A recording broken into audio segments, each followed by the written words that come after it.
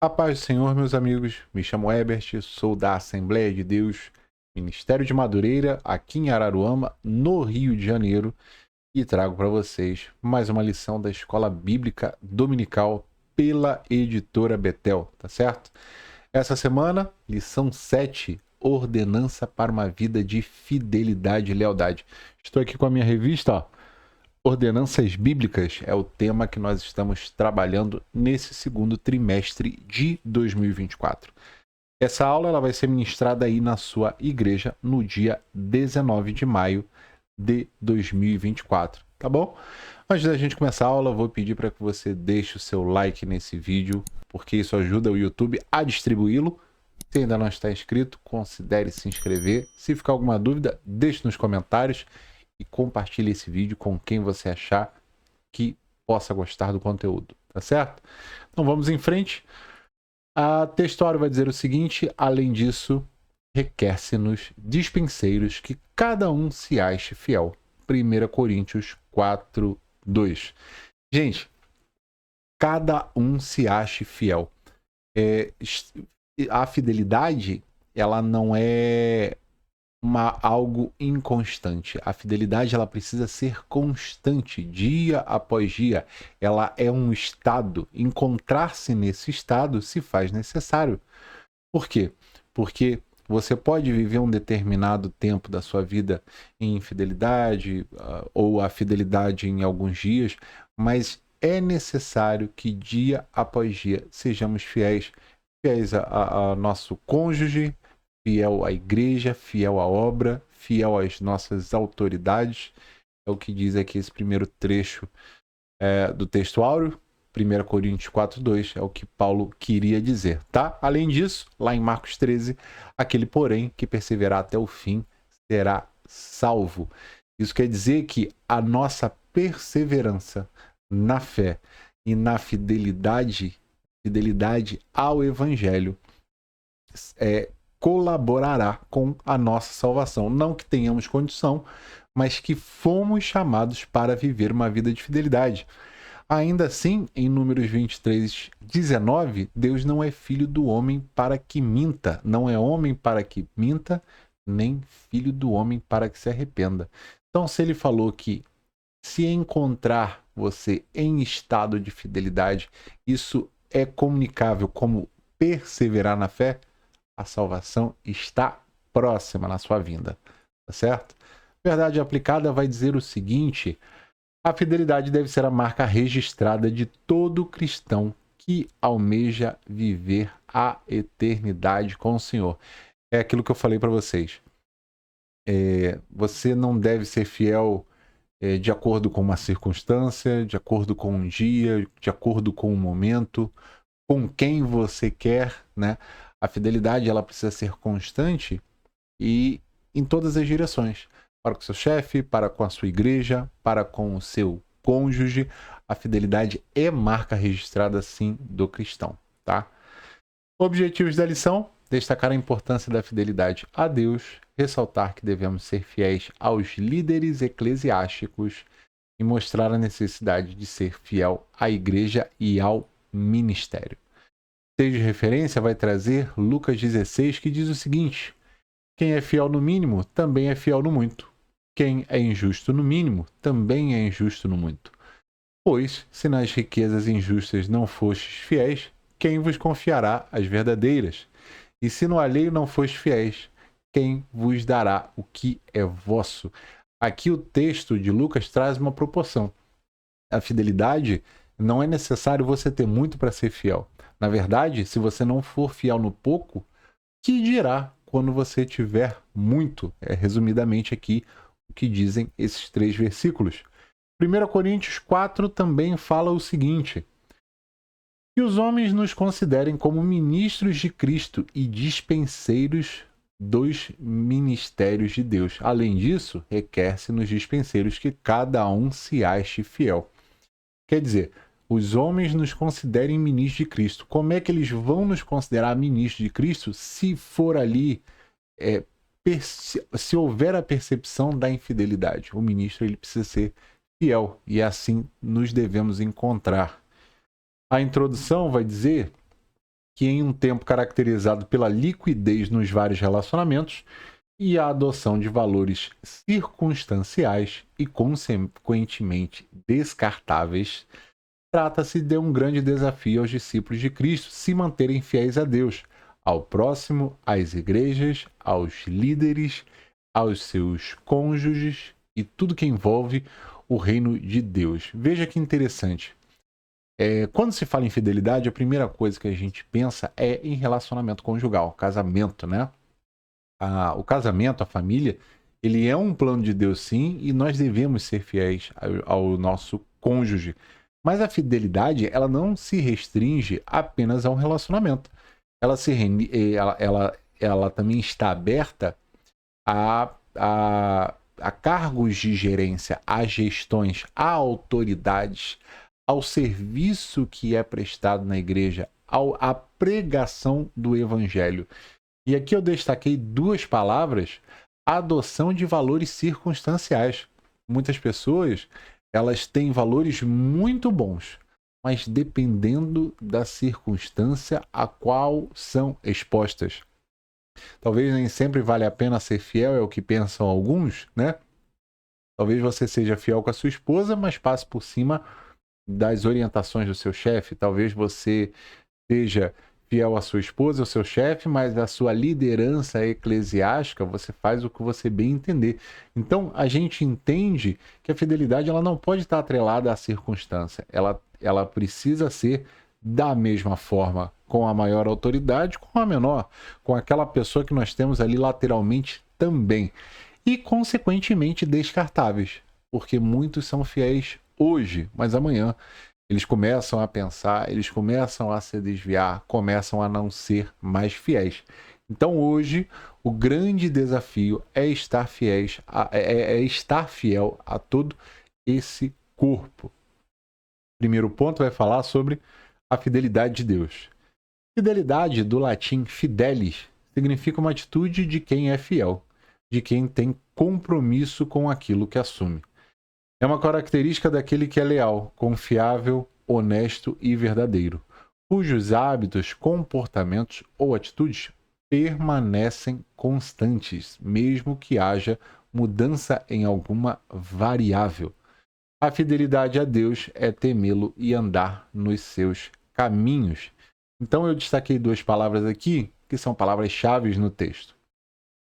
De quem tem compromisso. Quando você estabelece um compromisso, subentende-se que dentro desse compromisso você será fiel. Você marcou com alguns de seus amigos para bater uma laje lá na sua casa, às 8 horas de sábado. Então, o fato dessa pessoa poder contar comigo nos sábados às 8 horas é a questão da fidelidade com esse compromisso. Olha, às 8 horas de sábado eu vou estar lá, vou estar te ajudando nisso. Lógico, salvo exceções, motivos de força maior e tal, a gente até entende porque algo interrompeu para que a pessoa não pudesse estar lá, né? Mas a fidelidade é assumir um compromisso e honrar com esse compromisso. Ainda assim, no mesmo texto, cujos hábitos, comportamentos ou atitudes permanecem constantes. A vida do cristão precisa ser uma vida de constância, estar constante. Tá certo que às vezes a gente tem dias que a gente está mais feliz, outros dias que a gente está mais triste, mas os nossos valores, a nossa relação para com o próximo, para com as autoridades, para com o nosso cônjuge, a nossa família, ela precisa ser constante, tá? 1.1, fidelidade ao tratar das coisas de Deus. Nós somos mordomos e cuidamos da despensa que não é nossa. Quando cuidamos das coisas dos outros, a nossa responsabilidade aumenta.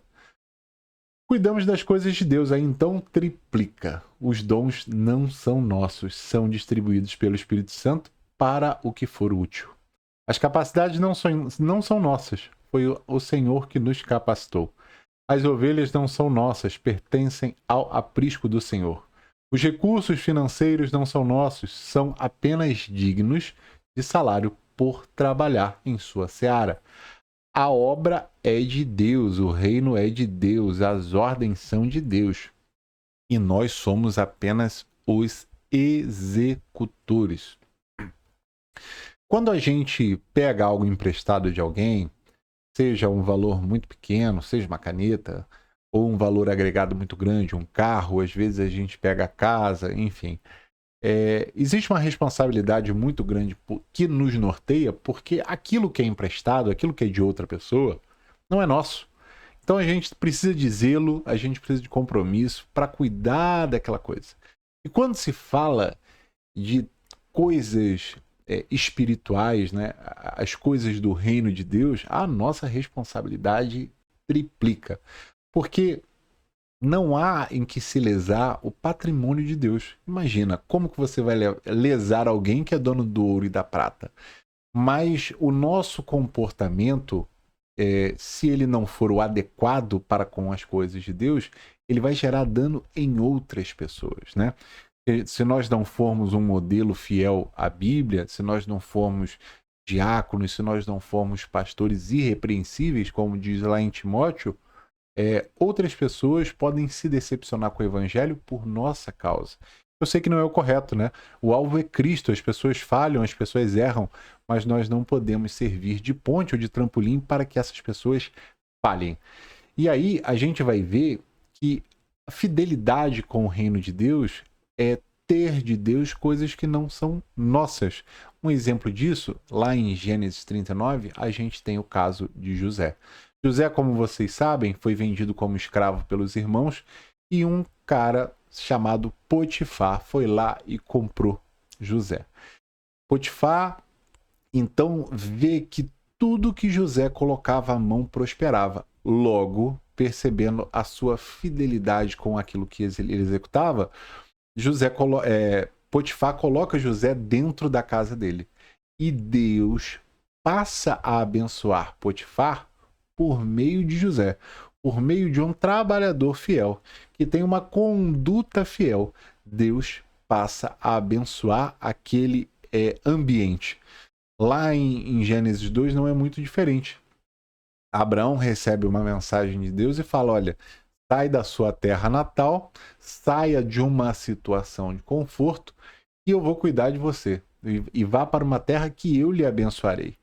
Então, assim, a fidelidade é isso. É sair de uma zona de conforto, sair de onde nós estamos bem estruturados, talvez, muitas das vezes, para estar num lugar onde Deus nos conduz. Abraão sequer sabia que lugar era aquele que ele estava indo.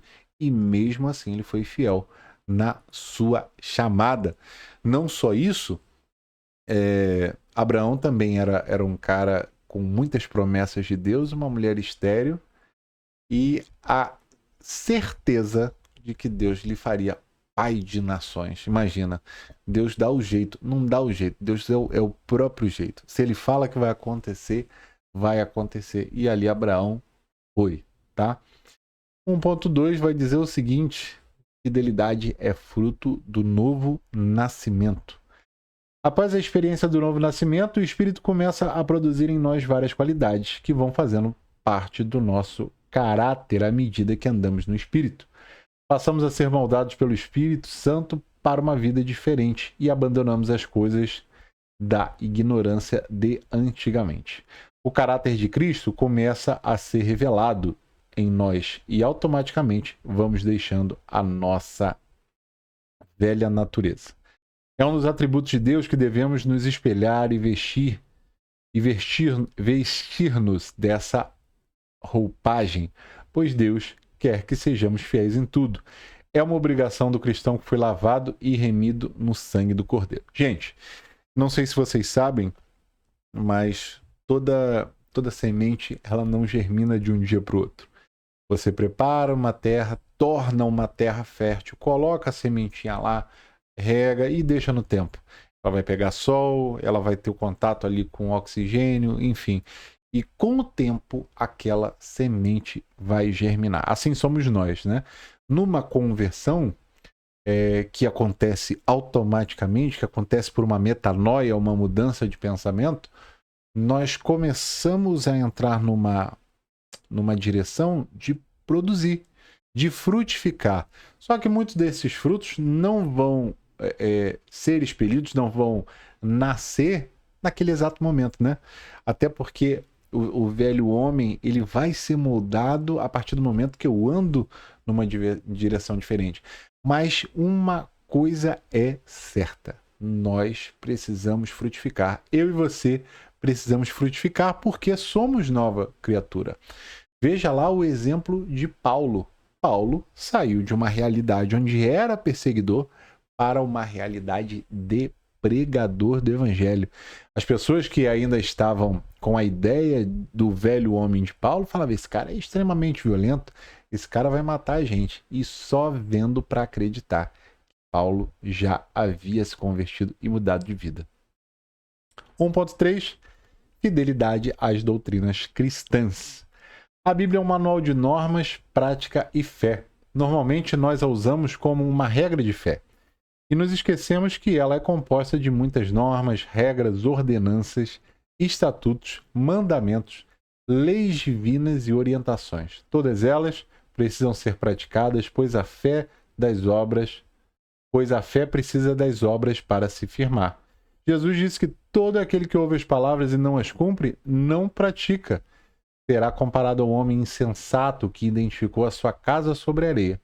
Tiago comenta que se alguém é ouvinte da palavra e não cumpridor, é semelhante ao homem que contempla no espelho o seu rosto natural e logo esquece. Então vamos lá. A Bíblia é o nosso manual de fé e prática. Ela é a ferramenta da qual nós conseguimos aprender um pouco sobre o nosso Deus, o Deus ao qual servimos, e também a vontade dele, tá? Se você entende, se você sai da ignorância e passa a contemplar a vontade de Deus, pode-se entender que você agora recebeu informação, que você não vive mais na ignorância. Mas quando você tem essa informação e não coloca em prática, você é chamado de insensato. Inclusive, aquele que conhece a palavra e não cumpre é pecador, né? Se a gente pode fazer o bem e não faz, por que não fazemos? Porque a carne está tutelando sobre a nossa vontade, né? Os nossos desejos. E a Bíblia, ela é muito mais do que uma fonte de relatos. Ela é muito mais do que uma fonte histórica. Ela é muito mais do que versículos para te trazer um conforto. Elas são um manual de prática, a nossa regra de prática e fé. Então ali você tem conselhos sobre dinheiro, sobre relacionamento, sobre família, sobre autoridade. Essa é a grande importância da nossa leitura bíblica. Eu vi essa semana o Eliseu Pires falando uma coisa muito... Eliseu Soares, né, grande pregador, falando sobre a Bíblia. Muitas pessoas fazem planos de leitura de 1 ano, de 6 meses, e ele conclui que a velocidade da leitura não importa. Importa se você está entendendo aquilo que você está lendo. Porque você pode muito bem ler a Bíblia em 1 ano e talvez não entender. Talvez até decorar, mas não entender aquilo que tenha lido. Então essa é a importância. Nós precisamos, além da prática, do hábito da leitura diária da Bíblia, meditar nessa palavra dia e de noite, como diz lá o Salmo 1, também ser cumpridor dela e pregador, certo? Segundo ponto, vai falar sobre a fidelidade aos líderes eclesiásticos. Comentário bíblico Moody sobre 1 Tessalonicenses 5,12 diz o seguinte: Paulo estava falando de autoridade espiritual, a qual envolve admoestação ou advertência, especialmente onde esteja envolvida conduta irrepreensível. Ele diz: no Senhor, a tarefa de sustentar e fortalecer os crentes é digna de respeito em si mesmo. Comentário bíblico. Aviltar a liderança ou criticar a autoridade é semear a discórdia. Gente, lá em Romanos 13, Paulo fala sobre as autoridades, que todas as autoridades elas são impostas e colocadas em posição de autoridade por Deus. Uma vez que nós estamos debaixo de autoridade, seja ela eclesiástica ou não, aqui o nosso segundo tópico vai falar sobre as lideranças eclesiásticas, é necessário que eu e você nos submetamos a essa liderança, né? Obedecendo, estando próximo para ajudar, para fazer o que lhe compete. Hoje mesmo eu daqui a pouco vou estar lá na sede porque vai ter evento dos homens de honra. Então, assim, eu como diácono, eu preciso estar à disposição do meu líder, né? Para ele designar onde tiver. No domingo será a ceia. Eu normalmente sou um dos que sirvo a ceia. Então, estar, né, lá debaixo dessa liderança, pronto para falar assim, o que o senhor precisar, estou aqui e tal, o que o senhor quer que eu faça? Quer que eu fique na porta da igreja? Quer que eu dê uma olhada lá no banheiro hoje? Quer que eu auxilie na ceia? Então, é necessário que a gente esteja à disposição e fiéis, nos mostremos fiéis às nossas autoridades e, como pontua aqui, líderes eclesiásticos. 2.1 Tratai-os com estima e amor. Paulo aconselha e recomenda aos irmãos que valorizem os líderes, os pastores e bispos. Não importa a função que exercem, porque eles trabalham para que nós e o reino de Deus tenham vitória e sucesso. Paulo diz em 1 Tessalonicenses 2,11 que exortava e consolava os irmãos, cada um em particular, como o pai a seus filhos, conduzindo dignamente com Deus. Os pastores, conduzindo dignamente com Deus. Pastores são pessoas também igual a nós, com sentimentos, emoções, necessidades e demais coisas da vida. Às vezes, sangrando, o pastor cuida de outros soldados feridos. Todos precisam ser compreendidos, mas muitos não compreendem o pastor nem a sua família. Para muitos, tem hora que o pastor não é de carne e osso, mas um super-homem. Mas ele tem as suas dificuldades e momentos de solidão. Meus amigos, dentro de uma igreja, talvez o pastor seja o cargo que muitos pensam que é um cargo de maior glamour, mas na verdade é um cargo extremamente pesado, cansativo, mas que há a sua chamada, há a sua recompensa e também a sua beleza. Se hoje você é diácono, presbítero, evangelista, você tem o seu pastor a quem recorrer, né? Alguém para aconselhar, alguém para te disciplinar, alguém para te aconselhar. Mas grande parte das igrejas, seja ela grandes igrejas ou pequenas igrejas, o pastor é uma pessoa sozinha, né? Se o pastor aconselha, quem aconselha o pastor? Então, nem sempre, e isso é quase 90%, nem sempre o pastor vai ter muitas pessoas próximas, nem sempre ele vai ter muitos amigos com quem ele possa se abrir, com quem ele possa trocar uma ideia. Grande parte das vezes é sua família, grande parte das vezes é só sua esposa que consegue entender ele bem na intimidade. Então, é difícil ser pastor. Muitos falam assim, eu quero ser pastor, mas se você passar uma peneira, um filtro, a pessoa só quer ser um pregador do evangelho. Ela só quer ser um conferencista, né? Então, ser pastor é cuidar de pessoas e cuidar da trabalho, né? Pergunte aí para quem tem... às vezes você tem um filho que dá muito trabalho, mas imagina quem tem 4, quem tem 5. O pastorado é isso. O pastorado é cuidar de muitas pessoas. Cuidar de pessoas como se fossem da sua família, o que não deixa de ser. Por isso, como diz aqui o texto 2.1, valorizem os seus líderes. Eles dobram o joelho pela sua vida, intercedem pela sua vida e trabalham para que você tenha sucesso e salvação.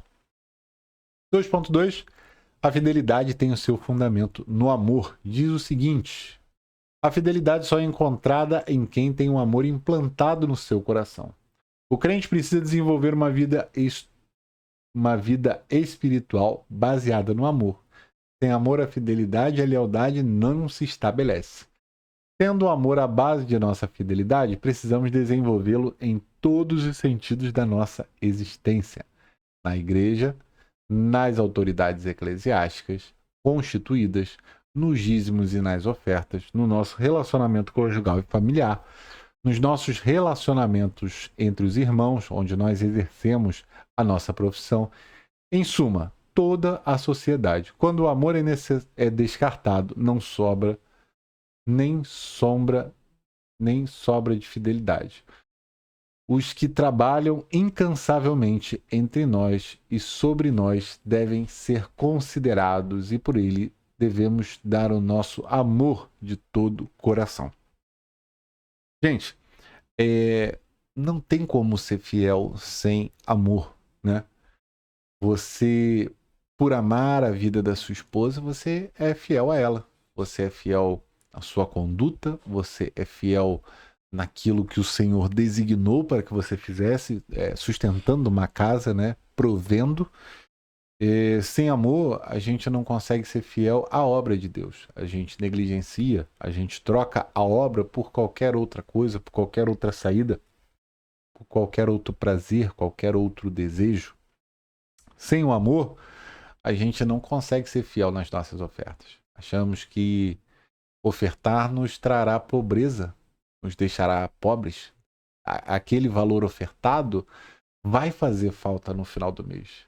Sem amor, achamos que a igreja não precisa de donativos, não precisa de ajuda. Tem muitas pessoas para ajudá-los. Então, você vê que o amor é a plataforma para que a fidelidade se alicerce. Sem amor, é em vão o nosso trabalho, é em vão a nossa existência. Por amor, amamos os outros, porque o Senhor nos amou primeiro. Então a gente só pode fazer algo, ou a gente só pode dar algo que nós já recebemos. Bom? 2.3, a fidelidade é recompensada pelo Senhor.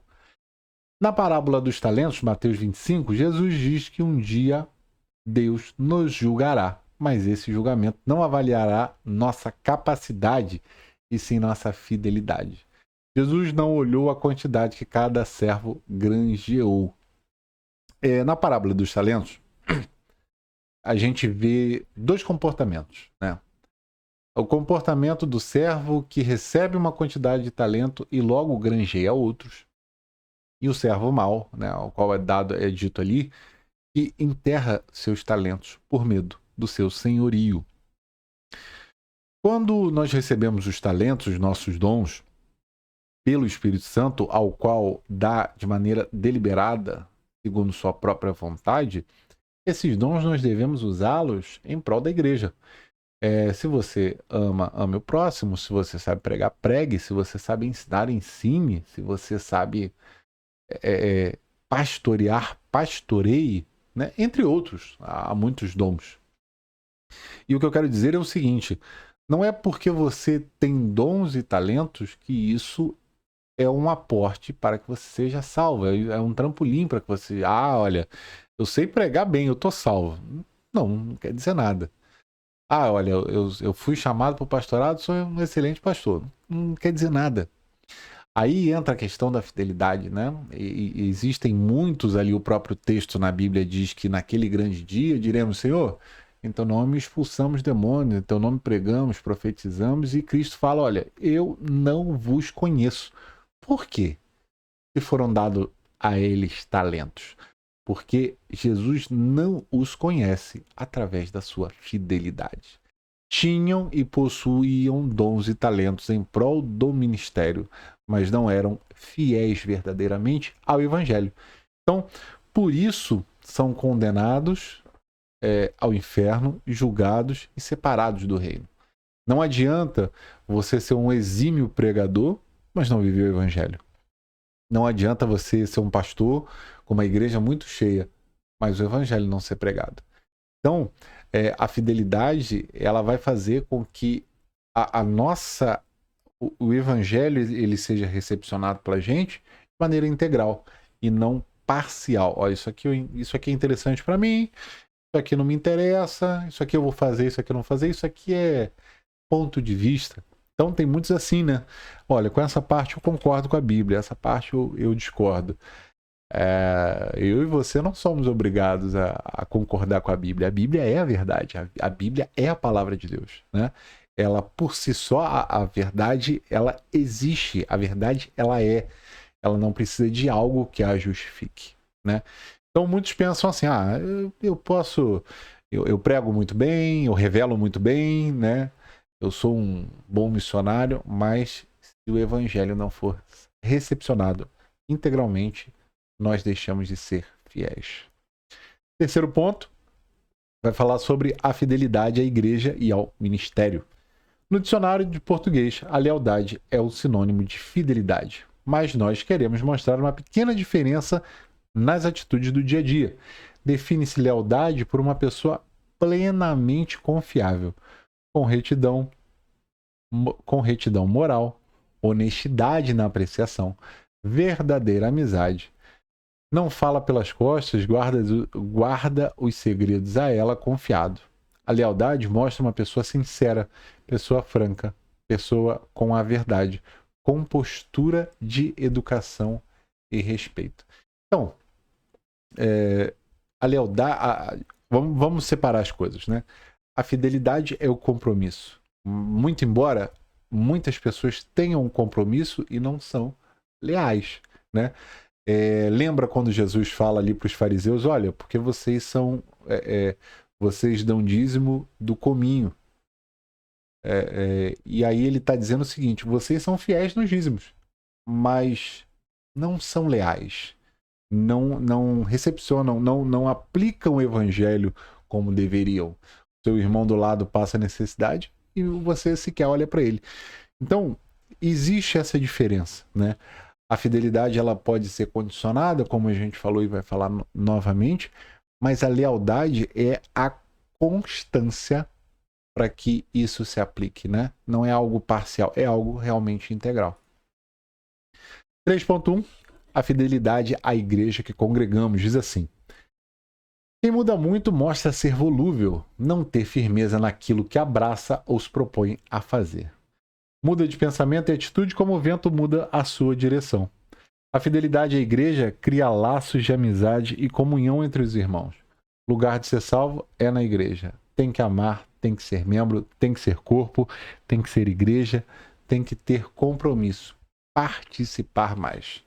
A gente vê muitas pessoas que mudam de igreja a cada problema, né? Teve um problema, vou para outra igreja, foi para outra igreja, teve outro problema, vai para outra igreja. Meu irmão, toda igreja tem problema.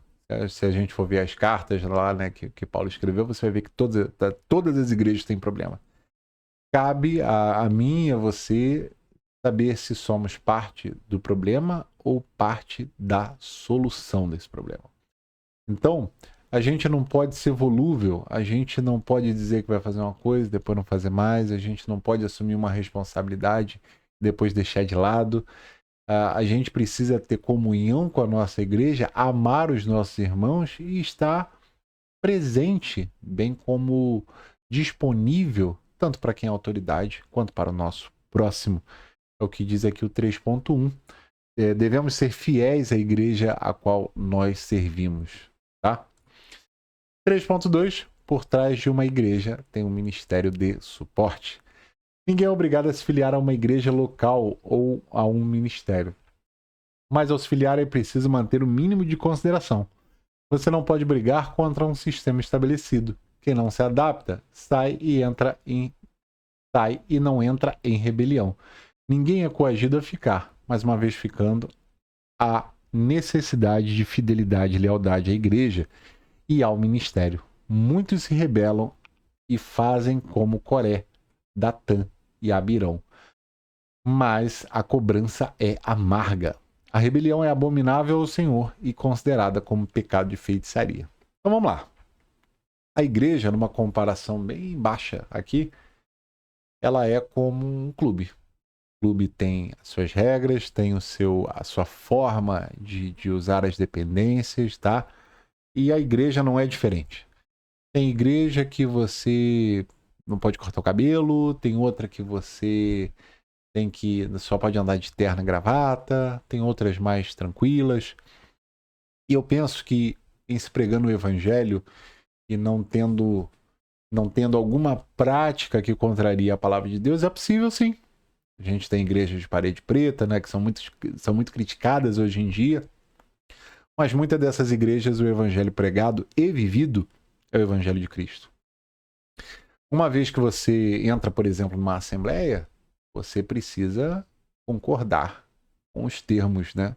É quase um contrato que você assina. Ó, você está ciente que aqui funciona assim, assim, assado? Você não é obrigado a concordar com aquilo antes de aceitar. Você concorda, você vê, você está dentro do que você... de uma responsabilidade a qual você vai cumprir, e aí sim você vem para dentro. Pensar que você vai entrar numa igreja para mudar o organismo, para mudar o comportamento dela, para mudar a forma, o estatuto, eu acho muito difícil, pouco viável e quase que improvável. A gente entra para se submeter àquele modelo, àquele padrão, mas muitos acham que entrou, mas aí, não é bem assim, não tem que fazer desse jeito, essas pessoas acabam saindo, muitos se desviam, né? Outros acabam indo para congregações que o evangelho infelizmente não é pregado, mas que a pessoa ali responsável, né, à frente da direção da igreja e do culto, fala uma verdade para ela, uma entre aspas verdade, né, a qual é mais confortável, e aí dá no que dá. Para terminar, 3.3, a lealdade firma a fidelidade. Normalmente, a fidelidade é marcada pela espontaneidade do leal perante algo ou alguém. Algo voluntário e que autentica e homologa a fidelidade. Mas nem sempre o que mostra fidelidade mostra lealdade. Já falamos sobre isso. A lealdade está ligada ao tratamento pessoal. Fidelidade está ligada ao cumprimento de deveres. Como, por exemplo, poderíamos usar um contrato feito por uma empresa de telefonia celular. Quando nós fazemos um contrato de fidelidade por um ano, normalmente gozam de alguns benefícios, como mais serviços à nossa disposição, menor preço na conta telefônica. Fico fidelizado por um ano, mas não posso ser leal, e qualquer mau serviço prestado, eu detono a empresa. Falo mal da sua administração. Não dou referência a outras pessoas. Meu plano de fidelização acaba sendo só por conveniência e não por consciência. Isso não é honesto. Muitos estão na igreja, e não é pouco tempo não, há muito tempo. E aí participam de determinadas coisas com a cara amarrada, às vezes contrariado, porque aconteceu alguma coisa, e da porta para fora ou em casa detonam a igreja. Esse é o motivo pelo qual muitos filhos de crente não fazem parte da igreja, porque ouviram os seus pais, seu pai, sua mãe falando mal de membros, falando mal da direção do culto, falando mal do pastor, e a criança, o jovem, o adolescente, ele vai somatizando e internalizando isso. Ele fala, cara, eu não quero estar nessa igreja. Se só há reclamação, por que eu tenho que fazer parte disso? E aí a gente acaba não mostrando o filho o caminho que ele deve andar. E muitos se desviam mesmo antes de terem aceitado a Cristo. Olha que responsabilidade e complicação. Meus amigos, terminamos por aqui. Eu agradeço a sua paciência e também a sua audiência. Semana que vem estou de volta com a lição 8, mais uma ordenança da nossa revista. Se você ainda não deixou o seu like, não deixe de deixar. Clica agora para você não esquecer, tá? Se não está inscrito, considere se inscrever. Compartilhe esse vídeo com os seus amigos e se ficou alguma dúvida, deixe nos comentários. Eu estou indo. Até semana que vem. Tchau, tchau.